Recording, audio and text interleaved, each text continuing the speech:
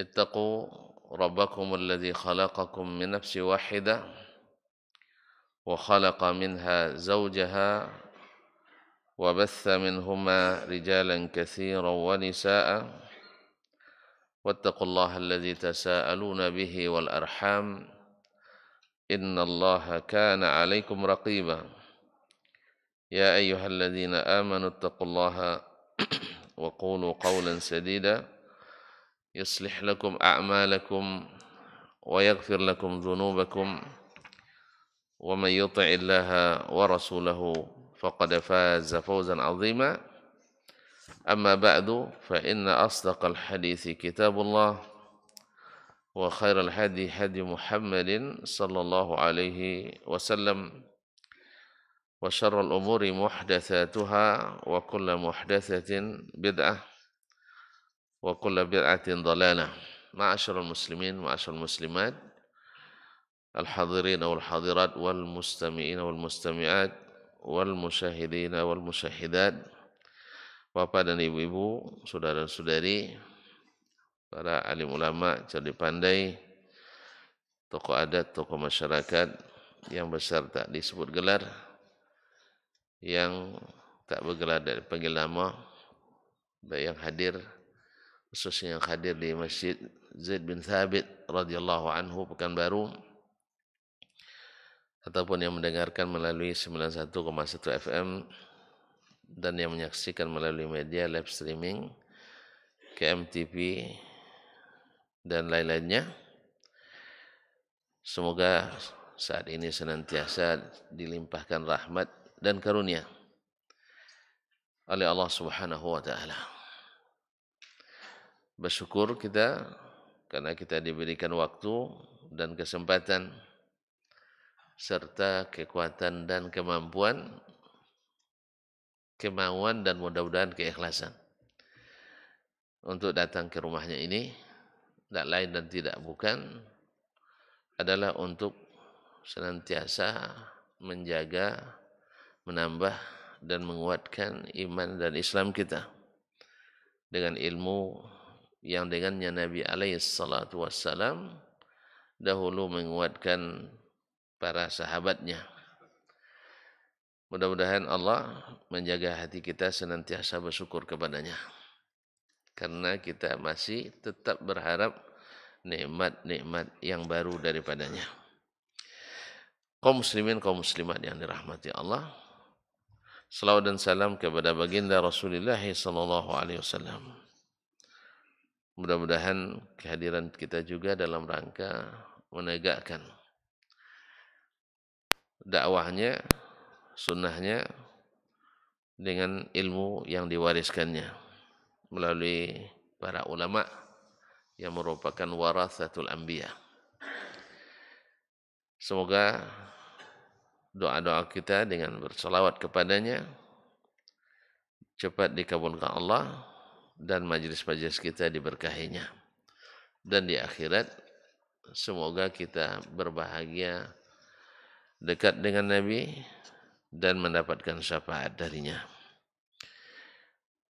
Doa kita untuk para orang tua kita, ayah ibu, dan para guru, ulama-ulama kita, para da'i kepada Islam, dan seluruh kaum muslimin dan muslimat. Semoga yang masih hidup Allah berikan taufik dan hidayah, dibimbing sampai husnul khatimah.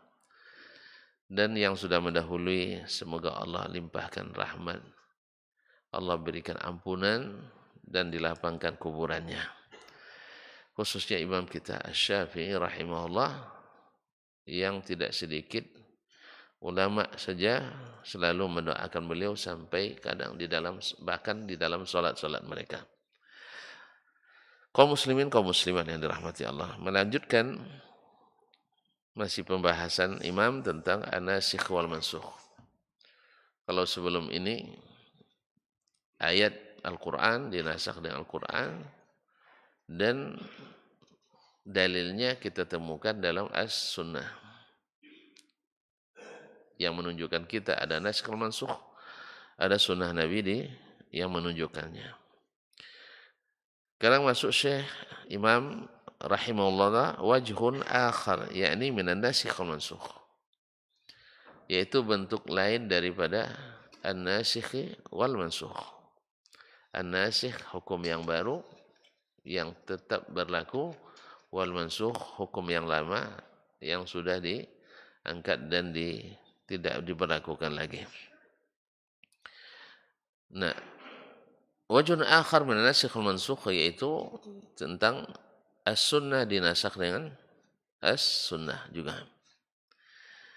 Qala rahimahullah, akhbarana Malik, telah menceritakan kepada kami Malik, Imam Darul Hijrah Malik ibn Anas ibn Abi Amir al-Asbahi al-Himyari Abu Abdullah al-Madani, Imam Darul Hijrah, salah satu dari imam mazhab yang empat, yang di zamannya beliau imam yang paling diakui dan paling disegani dari sisi hadis dan ilmu fikih.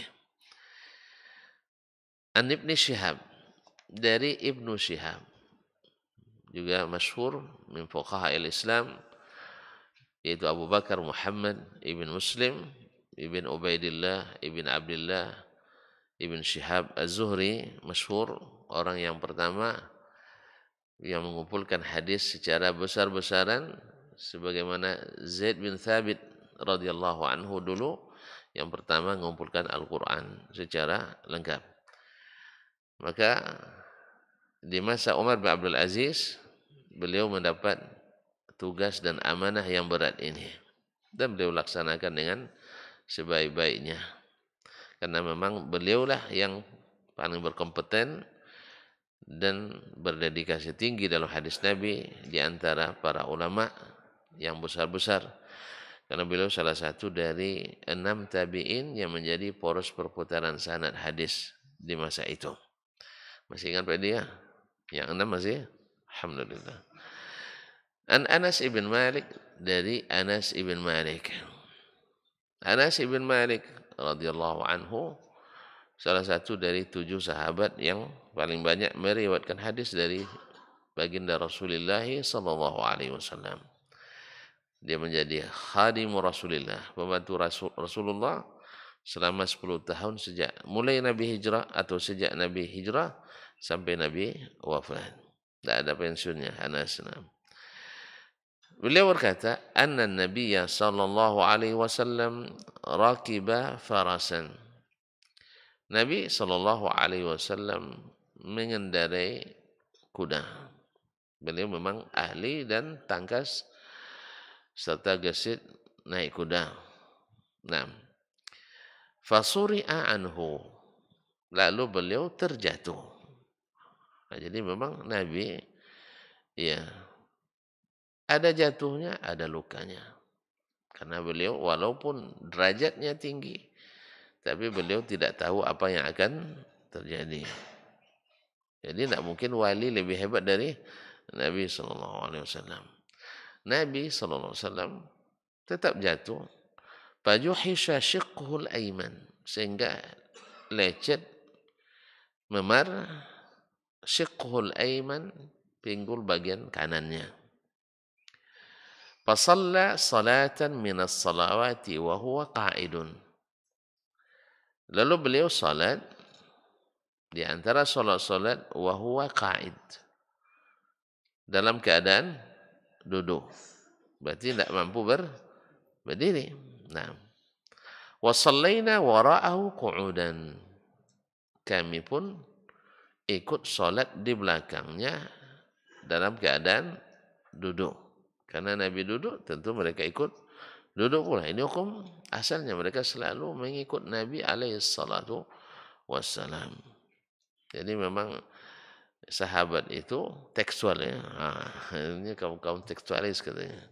Ya memang agama ini pada asalnya dipahami secara teks. Ya, yang mengatakan konteks rata-rata keluar konteks. Rata-rata keluar konteks. Karena tidak paham apa yang dimaksud dengan teks dan konteks. Jadi yang bicara konteks kadang-kadang lebih tidak paham daripada yang bicara teks. Allah musta'an. Wa shallaina ruku'udan falamman sarafa, di saat beliau atau tatkala beliau selesai salat. Dikatakan insarafa minas salat, yakni intaha minas salat. Falamman sarafa qala, dia berkata, innama ju'ilal imamu liyu'tamma bihi. Imam itu diangkat untuk diikuti. Makanya imam diangkat untuk diikuti. Kalau seandainya tuan-tuan tidak yakin dengan imam, jangan diangkat. Kan itu. Nah, kalau tidak diangkat imam, tidak ada imam. Nah, jadi oleh sebab itu angkat yang memang harus kita ikuti dengan segala kelebihan dan kekurangannya, selama tidak membatalkan sholat kita. Nah, ini hukum asalnya. Imam diikuti. Fa idza shalla qa'iman fa shallu qiyaman. Apabila imam salat dalam keadaan berdiri, salatlah kalian dalam keadaan berdiri pula. Wa idza raka'a farka'u. Bila dia ruku, maka ruku pula. Wa idza rafa'a farfa'u. Dia bangkit dari ruku, maka bangkit pula dari ruku. Wa idza qala sami Allahu liman hamida, dan ketika dia mengatakan sami Allahu liman hamida, faqulu rabbana walakal hamdu. Katakanlah rabbana walakal hamdu, ya Rabb kami, hanya bagimu segala pujian. Wa idza shalla jalisan fasallu julusan ajma'un. Bila dia salat dalam keadaan duduk, maka ikutlah salat dalam keadaan duduk semuanya. Jadi Nabi muqaddimai dengan perkataannya innama ju'ilal imamu yu'tamma bihi. Imam itu untuk diikuti. Bila salat berdiri, ikut berdiri. Jelas? Nah, lalu dia jelaskan beberapa rukun dan di akhir dia bilang wa idza shalla jalisan wa sallu julusan ajma'un. Maka salatlah dalam keadaan duduk. Ini bentuk pertama. Dan ini riwayat pertama, bahwa bila imam salat duduk, jemaah ikut salat duduk. Nah, kemudian beliau meriwayatkan akhbarana Malik, telah menceritakan kepada kami Malik, yakni Imam Malik. Nah, ini kaum muslimin di tulisannya mereka kan sebut Malik aja. Mbak Malik aja kayak guru kan itu.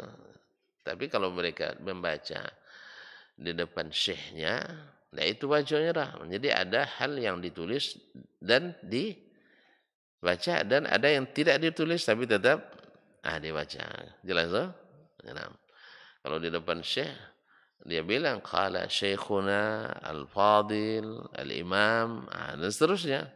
Hafizakallah, semoga Allah menjagamu, akhbarana fulan. Jelas ya? Jadi yang salah sangka pula dia tidak sopan orang guru dulu. Imam Syafi'i bilang Malik aja sama guru.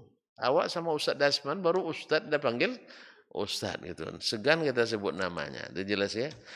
Yes ya? Nah, mereka para ulama kita, khususnya ulama hadis, yang tidak menuliskan tapi dibaca. Kan di sini kan ada qala, akhbarana, tapi dibaca qalanya itu. Akhbarana misalnya Malik, qala akhbarana. Qalanya tidak dituliskan tapi dibaca. Jadi kalau bertemu nanti dia bilang akhbarana asy-syekhuna al-imam dan seterusnya dengan pujian-pujian yang tidak berlebihan. Qala akhbarana Malik, telah menceritakan kepada kami. Kalau kita bilang Imam Malik, nah sah.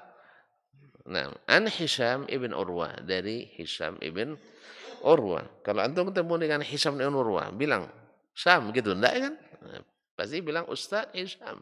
Nah, misalnya atau Kiai atau Buya. An Hisham ibn Urwah, dari Hisham ibn Urwah ibn Zubair al-Asadi. Al-Asadi cucu dari Zubair bin Al-Awwam, salah satu dari 10 sahabat yang masuk surga. juga ulama besar di masanya, an abihi dari bapaknya Urwah ibn Zubair bin Awam al-Asadi.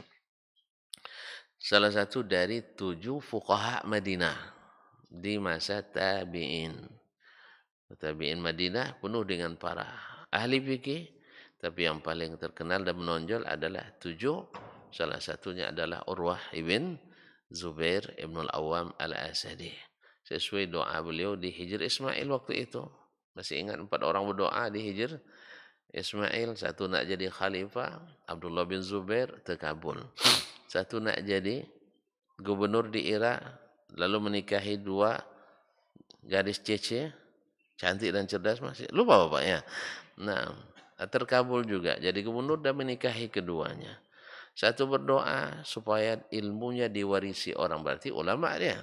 Dan inilah orangnya, Urwah ibn Zubair, terkabul juga. 3 beradik, doanya mustajab.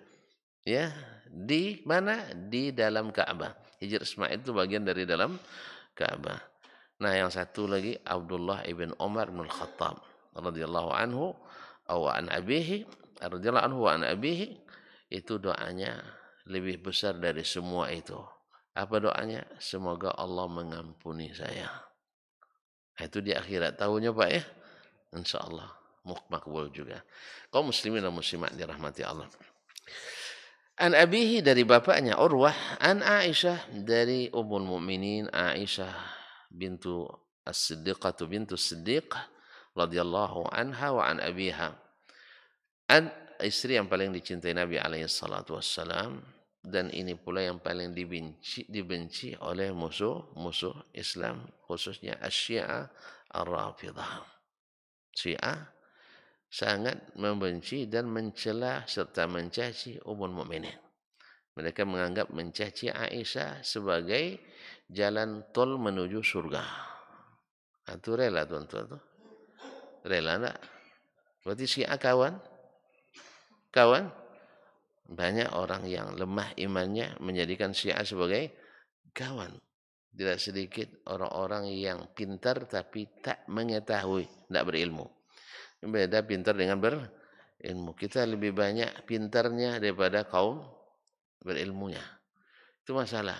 Kalau lebih banyak dominan pintar, dia pandai bercakap, seperti kata Abdullah bin Mas'ud radhiyallahu anhu, "Innakum fi zamanin yakthuru fihi ulama." Sekarang ini kalian berada di zaman ulamanya banyak. Wa yaqillul khataba, sedikit yang pandai bercakap. Bukan maksud tidak pandai, tidak mau bercakap panjang. Tidak mengandalkan retorika, mereka andalkan ilmu. Awak sekarang kalau tidak pandai cakap dikit, payah, tidak mau orang dengar. Terpaksa pakai retorika. Allah musta'an. Akan zamannya tidak datang. Waktu itu sedikit ulamanya, yang banyak adalah ahli bersembang, ahli bercakap, walaupun ilmunya sikit. Nah, ketika orang ini masuk ke ruang ilmu, dia acak-acak ilmu. Ketika sebutkan Syiah ini sesat, dia bilang jangan sembarang menyesatkan orang. Dikiranya sembarang. Awak karena tahu dari buku-buku mereka sendiri. Ya, kalau tidak ikut mereka, kafir kita. Berarti kalau kita benarkan mereka, tidak ikut mereka, berarti kafir kita. Kalau ikut mereka, ya berarti kita mengkafirkan orang-orang alis sunnah. Jadi tidak ada cerita dengan mereka itu kita benar, mereka salah. Kita salah, mereka yang benar. Jadi kalau kita tidak mau menyalahkan mereka berarti kita salah. Itu kalau kita tidak mau menyalahkan mereka berarti kita yang salah. Karena mereka menyalahkan kita. Makanya orang-orang cerdas harus cerdas juga sebenarnya. Cuma kadang-kadang cerdas tapi tidak untuk kebenaran. Cerdas untuk kebatilan. Nasallallahu alaihi wasallam. Oleh sebab itu kaum muslimin, kita sangat membutuhkan orang berilmu lebih banyak daripada orang cerdas. Karena cerdas itu kaum muslimin dan muslimat, kalau udah berilmu mesti cerdas. Tapi orang cerdas belum tahu berilmu. Itu ayah kita di kampung-kampung dulu cerdas-cerdas. Coba bayangkan, tidak sekolah tinggi, tapi anak-anaknya 12. Awak sekolah tinggi, anak 2, tidak jadi orang juga. Mereka 12 anaknya, jadi orang semua. Kan masih ingat cerita yang pekan lalu? Orang Nigeria, berapa anaknya? Tidak tahu. Ada orang Nigeria masih hidup. Umurnya sekitar 92. Anaknya hanya 95 orang. Hah? Oh belum. Subhanallah, rugi apa tak? Anaknya 95 orang. 87 orang hafiz 30 juz. Awak 2 aja deh. Lalu kita tidak habis-habis juga. Taib. Coba bayangkan. Dia tidak sekolah tinggi, tapi dai, Masya Allah. Istrinya hanya 4. Entah. Kaum muslimin muslimat.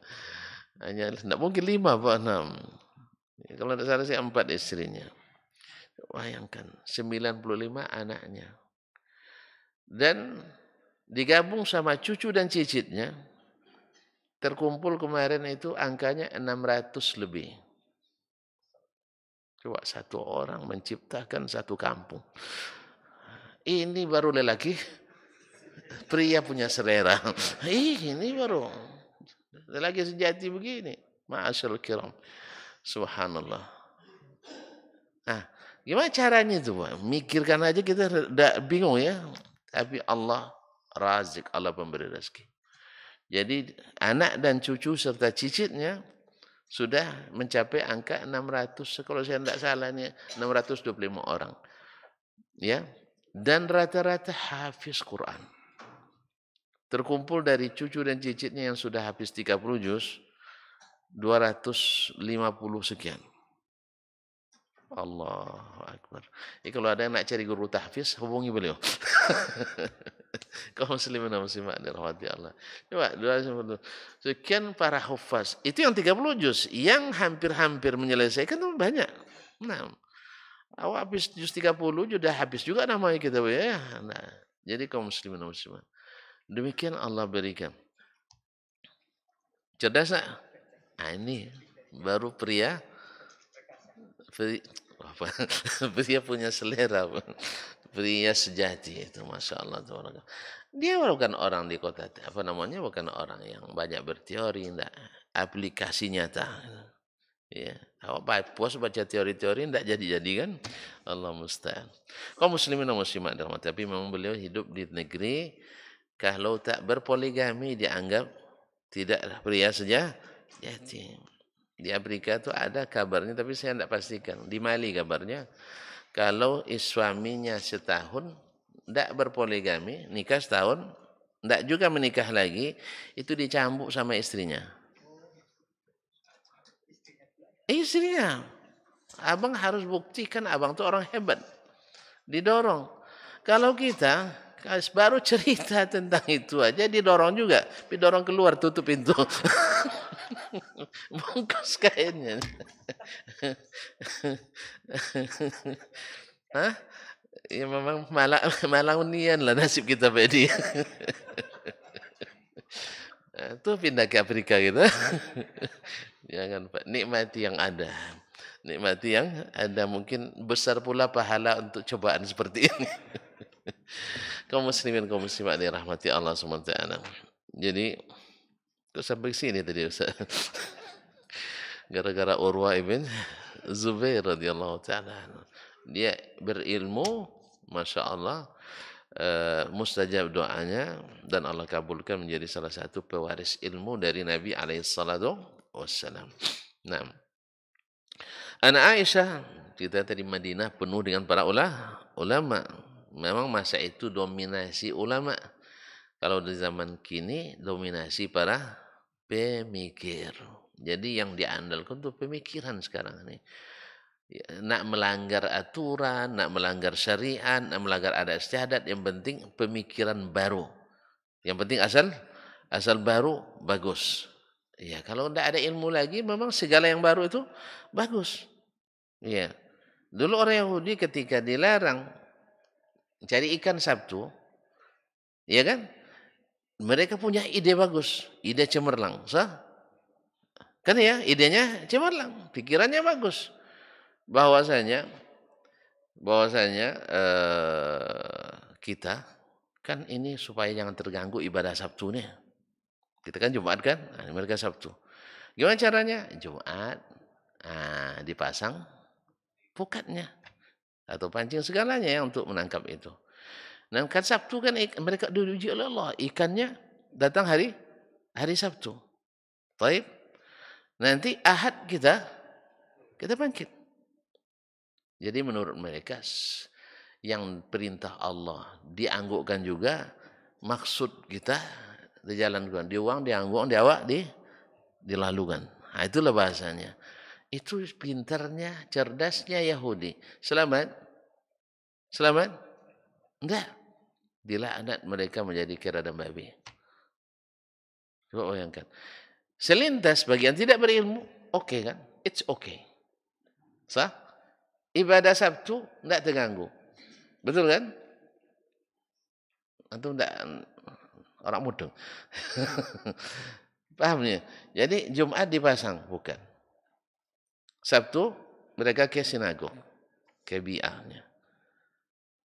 Habis itu pokoknya tidak ada yang terganggu. Ibarat kita Jumat sekarang, kan dilarang misalnya Jumat jangan bekerja. Sah? Jangan cari ikan. Lalu kita begini aja, Ustaz, jangan tekstual sekali pemahamannya. Kan itu kan, kontekslah sedikit. Konteksnya larangan ini agar kita Jumat jangan sampai terkendala. Makanya pintar dikit jadi orang. Kan itu bahasanya.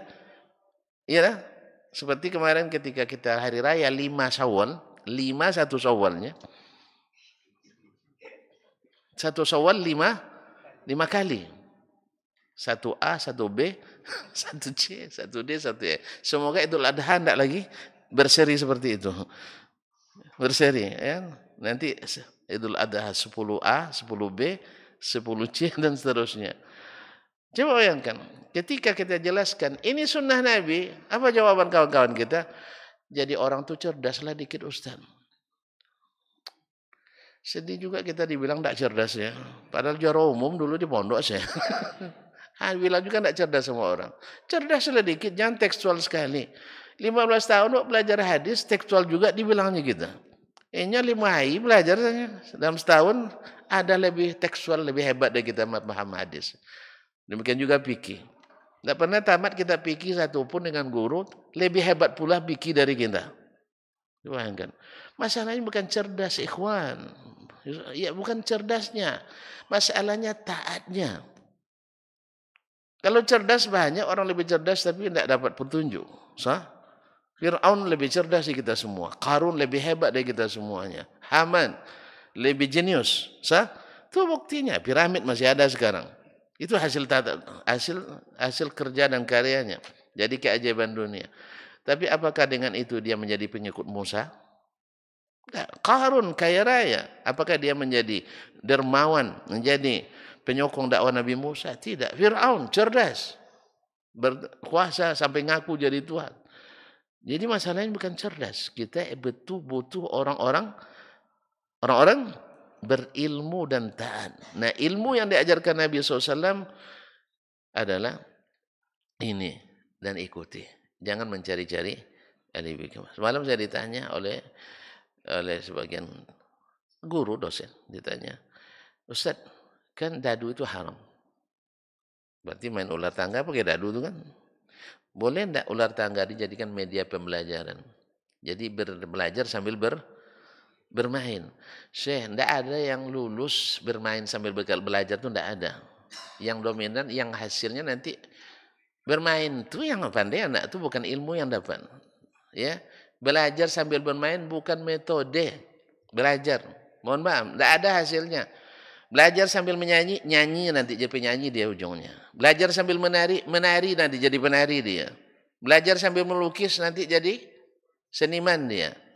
Belajar sambil berlemu, jadi tukang sihir dia nanti itu. Tidak ada cerita belajar menyanyi. Makanya Nabi Yahya alaihissalam ketika dia baru umur 3 tahun diajak oleh teman-teman, yuk kita bermain. Laisa lillahi khuliqtu. Saya bukan diciptakan untuk bermain.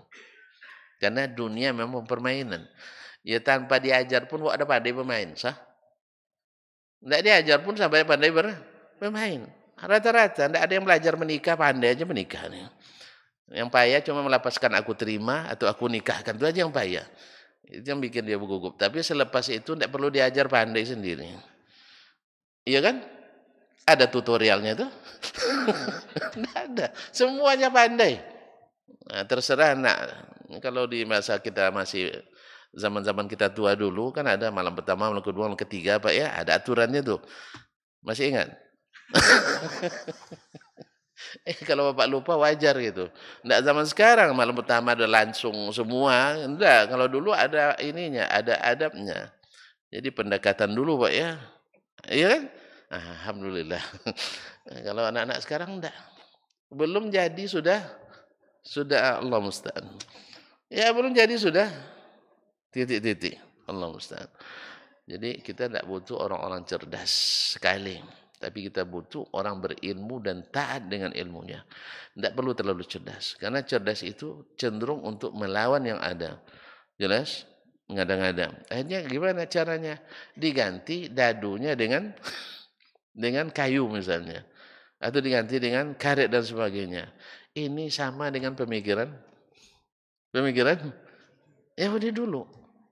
Oleh sebab itu, tidak usah carikan media bermain untuk belajar. Tidak jadi sebenarnya. Hafalnya main ular tangga, itu yang hafal nanti itu. Sah? Ya, kalau sudah diharamkan, jangan cari jalan-jalan lain untuk menghalalkannya. Sama dengan musik. Haram apa halal? Dicari jalan-jalan pula.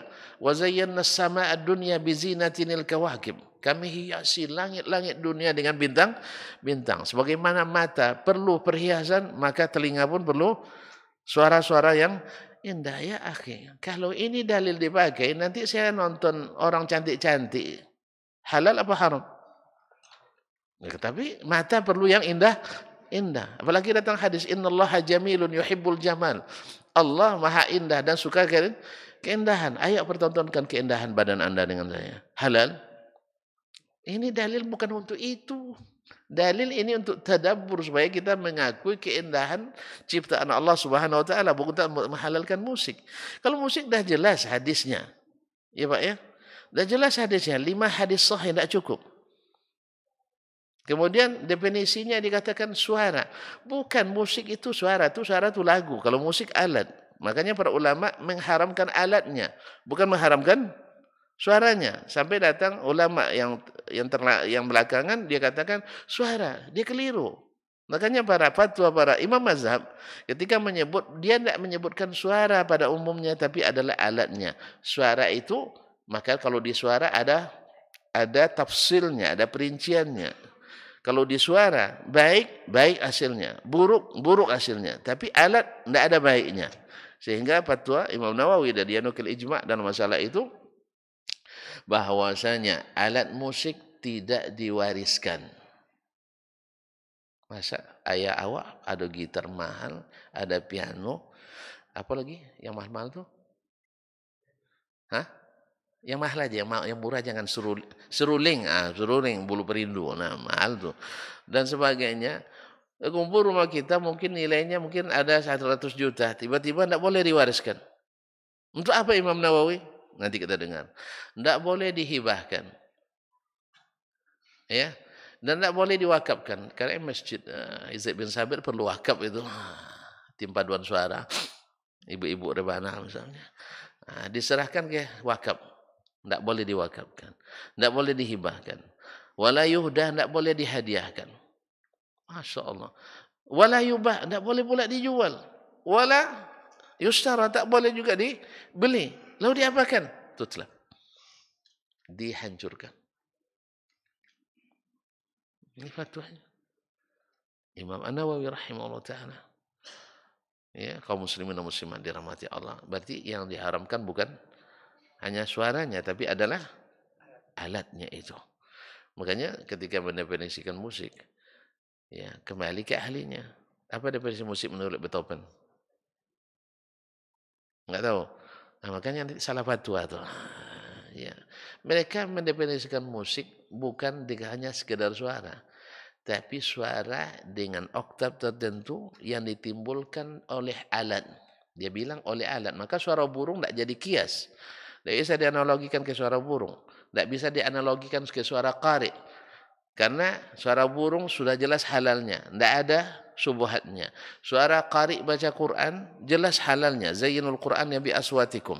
Tapi ini suara music. Yang jelas pula dalil tentang haramnya. Itu alat apa suara yang berdasarkan oktav tertentu. Masih ingat oktav? Belajar not? Dan lupa lagi kaji lama saya. Nah, ya nak segan ngulang-ulang Ustaz ya. Baik kaum muslimin. Dikeluarkan dengan alat, satu dengan meniup atau menggesek atau memukul. Nah, coba yang digesek apa? Rebab, biola. Apa yang ditiup? Seruling terus? Trompet? Dan seterusnya. Apa yang dipukul? Drum. Dah. Berarti drum band? Drum band masuk? Jadi kalau khatam Quran pakai drum band? Haram apa halal? Hati-hati Pak. Semua haram semua bapaknya. Dan yang halal. Jadi kamu apa hubungannya drum band dengan khatam Quran? Itu masalahnya karena belajar sambil bermain. Belajar sambil menyanyi. Akhirnya nyanyi yang dominan. Khatam Quran dulu rupanya wadduha sampai An-Nas. Oleh harap dari Al-Fatihah sampai An-Nas. Rupanya khatam Quran dari wadduha sampai An-Nas dah khatam. Allah musta'an. Ma'asyirul kiram dirahmati Allah SWT. Kembali ke Urwah bin Zubair. Alim. 6. Satu di 7 fuqaha Madinah di masanya. An Aisyah radhiyallahu anha, dari Aisyah radhiyallahu anha annaha qalat, dia berkata, Shalla Rasulullah sallallahu alaihi wasallam fi baitihi wa huwa syakin. Rasulullah sallallahu alaihi wasallam salat di rumahnya dalam keadaan sakit. Fa shalla jalisan. Lalu beliau salat sambil duduk. Wa shalla wara'ahu qaumun qiyaman. Dan diikuti oleh satu kaum salat sambil berdiri. Nabi duduk, dia berdiri. Fa asyara ilaihim. Lalu Nabi beri isyarat pada mereka. Dengan apa? Tentu dengan tangannya. Duduk. Nah. Ani jelisu. Berarti boleh tak imam beri isyarat dalam salat? Ya boleh. Berarti makanya kaum muslimin seluruh gerak yang berkaitan dengan kemaslahatan salat maka boleh dilakukan dalam salat. Nah, kalau misalnya kita sedang salat, datang orang nak bermakmum ke kita, nak bermakmum ke kita. Pada umumnya orang memahami makmum mesti di belakang imam. Bukan sekarang, dari dulu di zaman sahabat juga seperti itu. Karena sebelum diajarkan ya begitulah. Nah, kebanyakan umat kan tidak belajar juga kan, hanya melihat dan mendengar dari nenek moyang. Nah, datang pada dai pula tidak boleh dirubah-rubah yang diwarisi nenek moyang tuh. Ya nenek moyang kadang-kadang tidak tahu dia, tidak belajarnya. Belajar dari nenek moyang sebelumnya. Nah, sekarang ada kita dapatkan ilmu dari Nabi. Kalau jelas tidak sesuai dengan ilmu ya dirubah saja. Walaupun tidak harus dengan apa? Dengan keras, tidak mesti. Ya berikan ilmunya, jangan disimpan dan jangan pula disahkan yang tidak sah itu atau yang tidak sunnah itu. Ini kadang-kadang enggak. Cuman masalahnya sebagian berlebihan, ya langsung enggak sah salat bapak.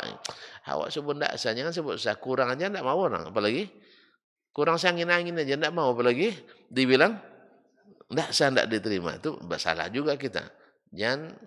Makanya dakwah itu perlu seni. Jelas? Jangan nanti selesai kita berdakwah situ bubar kajian semuanya kan. Nah, ma'asyarul kiram dirahmati Allah. Jadi datang dia salat belakang. Kita kasih isyarat maju. Kadang-kadang orang tidak paham sign. Awak sign kanan dikiranya kasih jalan. Kan begitu sering terjadi. Tengok jalan tuh, kalau dikasih sign kanan, dia lewati kita. Dikiranya kita kasih jalan. Ini gara-gara SIM tembak. Itu masalahnya, gara-gara SIM tembak. Itu tidak punya SIM sama sekali. Iya tak? Tembak itu masalahnya. Dikasih sign kanan, dia lewati. Akhirnya bertembung sama orang nih yang mau lewat. Atau menabrak orang yang sedang nyebrang jalan. Nah, Allah musta'an. Banyak sekali yang seperti itu. Yang tidak paham. Apalagi dekat Bengkolan, dekat persimpangan. Yang depannya kasih sign. Dia tetap maksa maju. Akhirnya bertemu. Macet jalan. Nah, akhirnya siapa yang marah? Yang marah biasanya siapa? Yang bikin kemacetan. Yang melanggar itu yang lebih sering marah untuk menghilangkan kesalahannya. Itu masalahnya. Awak yang tidak salah dimarahin sama yang salah. Kadang nak mob kita dia, Allah musta'an. Kaum muslim kaum muslimat, maka kalau dia tidak bergerak dengan isyarat, maka kita yang mundur atau tarik tangannya. Tapi jangan tarik paksa, Pak. Jangan tarik paksa, tarik tangannya supaya salat belakang kita. Kadang dah kita tarik, lepas kan mundur lagi dia selangkah. Itu. Mungkin ini mazhabnya beda ini kan. Mungkin selama sholat dia pikir banyak itu. Ini Allah musta'an. Jadi kadang-kadang punya asumsi dan persepsi yang keliru tentang itu. Baik, kaum muslimin dan muslimat dirahmati. Fa asyara ilaihim an ijlisu. Beri isyarat supaya duduk. Falamman saraf. Ketika selesai salat, qala innama ju'ilal imamu liyu'tamma bihi. Imam diangkat supaya diikuti. Ketika kalian ngikut, ya ikut. Fa iza raka'a farka'u. Bila dia rukuklah. Wa iza rafa'a farfa'u. Bila dia i'tidal. Wa iza shalla jalisan fa shallu julusan. Bila dia duduk solatlah kalian dalam keadaan duduk. Mendukung hadis yang pertama. Hadis siapa tadi? Hah? Ibnu Umar. Dia lupa lagi. Baru saja. Hadis Ibnu Umar. Berarti hadis Aisyah dan hadis Ibnu Umar sama-sama menyuruh imam bila duduk, makmum ikut duduk. Ini hukum yang pertama. Nah, dan ini nanti yang dipilih oleh mazhab Imam Ahmad rahmatullahi alaihi. Qala wa hadza mithlu hadis Anas. Imam Asy-Syafi'i berkata, ini seperti hadis Anas. Wa in kana hadis Anas tadi ya, bukan Ibnu Umar, hadis Anas. Wa in kana hadis Anas mufassaran wa awdah. Walaupun hadis Anas yang pertama tadi bukan Ibnu Umar, maaf. Hadis Anas mufassaran ditafsirkan sebabnya. Apa sebab Nabi duduk? Di hadis Aisyah kan tidak disebutkan apa sebab beliau sakit sehingga tidak bisa sholat berdiri. Di hadis Anas kan disebutkan naik kuda. Kalau di hadis Aisyah hanya menyebutkan dia sakit lalu duduk sholatnya. Wa awdah dan lebih terang. Min tafsiri hadza dari tafsirnya hadis Aisyah radhiyallahu taala anha. Qala akhbarana Malik an Hisham bin Urwah an abihi, telah menceritakan kepada kami Malik ibn Anas, sudah kita sebutkan dari tadi, an Hisham bin Urwah, dari Hisham bin Urwah, dalam sanad tadi juga disebutkan, an abi dari bapaknya Urwah ibn Zubair. Anna Rasulullah sallallahu alaihi wasallam, bahwa Rasulullah sallallahu alaihi wasallam kharaja fi maradihi. Beliau keluar salat di waktu sakitnya. Fa'ata Abu Bakrin. Lalu dia datang ke Abu Bakar. Wa huwa qa'imun yusalli bin nas. Abu Bakar berdiri salat menjadi imam.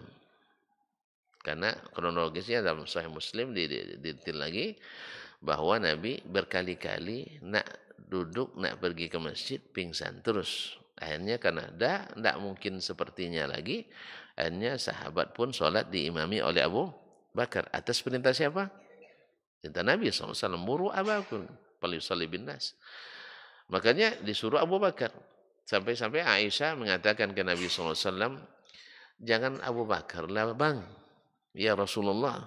Sebab Abu Bakar itu orangnya penangis. Kalau sudah sholat, mesti terharu dan nanti lambat selesainya.